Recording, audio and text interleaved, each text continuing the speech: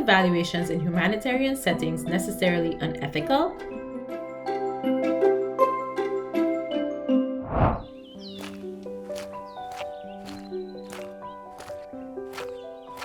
Paul is a senior monitoring and evaluation officer implementing an emergency relief project. He wants to understand if the cooked meals the project provides are improving food security.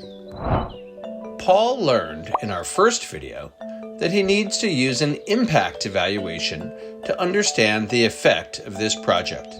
In this video, Paul is wondering if impact evaluations are necessarily unethical.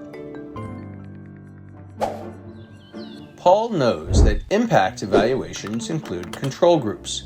Given that this is an emergency crisis, Paul is worried that it would be unethical to have a control group of eligible households who do not receive food aid. He reaches out to Sarah, an impact evaluation specialist, to see how they can measure impact while ensuring that all eligible households receive assistance. Sarah clarifies that they can conduct an impact evaluation and not withhold food aid from anyone.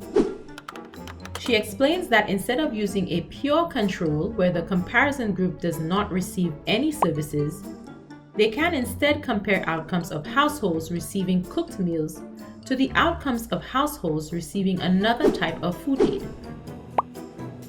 Rather than answering the question of what the impact of cooked meals is compared to no assistance, this would answer the question of which package of food aid is most effective to achieve the intended outcome. In other words, is food aid assistance package A most effective, or is food aid assistance package B most effective? This is called an A/B test. Paul's colleague Jane was wondering whether providing food rations rather than cooked meals would be more effective at improving food security outcomes.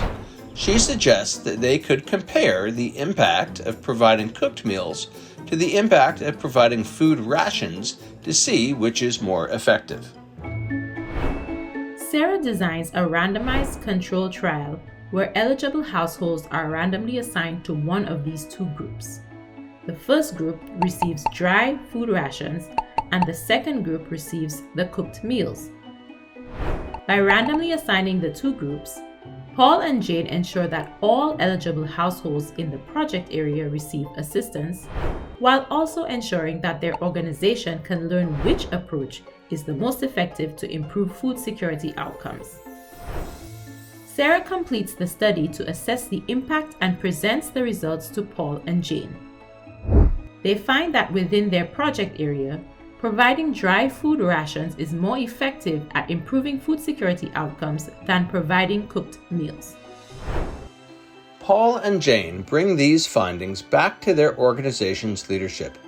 They recommend that the organization changes their programming to deliver dry food rations instead of cooked meals in future iterations of this activity within this or similar contexts. This impact evaluation allowed the team to make a data-driven decision to improve the food security outcomes of future program participants, while simultaneously ensuring all households received food assistance through the research process.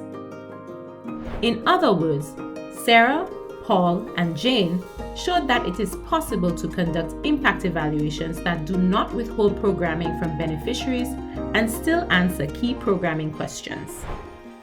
For more resources on impact evaluation methods in humanitarian contexts, check out fsnnetwork.org/HAEC.